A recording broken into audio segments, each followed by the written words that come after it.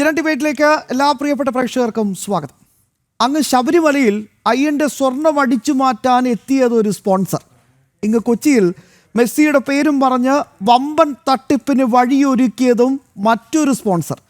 സംഘടിത കൊള്ളകൾക്ക് അരങ്ങൊരുങ്ങുമ്പോൾ താളത്തിനൊത്ത് തുള്ളുന്ന സർക്കാർ എന്തു സന്ദേശമാണ് നൽകുന്നത്? മരം മുറിയും മാങ്ങാഫോണും അടക്കം കാട്ടുകൊള്ളയിൽ പ്രതിസ്ഥാനത്തുള്ള ഒരു സ്പോൺസർക്ക് എങ്ങനെയാണ് ചീഫ് സെക്രട്ടറി അടക്കം വിളിച്ചു വരുത്തി യോഗം കൂടാൻ അവസരമൊരുക്കിയത്? കലൂർ സ്റ്റേഡിയം പൊളിച്ചു പണിത് അതിന്മേൽ അവകാശം ഉന്നയിച്ച് കോടികൾ മനസ്സിൽ കണ്ടൊരു തട്ടിപ്പായിരുന്നു ഇത്. മീനങ്ങാടി പോലീസ് സ്റ്റേഷനിൽ മാത്രം 11 കേസുണ്ടെന്നാണ് അറിവ്. എന്നിട്ടും മെസ്സിയുടെ വരവിൻ്റെ മൊത്തം അവകാശം എന്തിന് ഇയാൾക്ക് കൊടുത്തു? അർജന്റീനയിലേക്ക് കടൽ കടന്നു പോയ 139 കോടിക്ക് കണക്കുണ്ടോ? അതോ വിശാല മനസ്സിനുടമയായ ഈ മുതലാളി അതും എഴുതി തള്ളിയോ?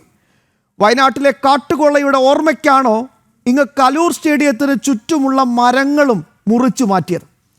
ജനം ഡിബേറ്റ് ഇന്ന് പരിശോധിക്കുന്നു. മെസ്സിയുടെ പേരും പറഞ്ഞ് നടത്തിയത് കാട്ടുകൊള്ളയോ?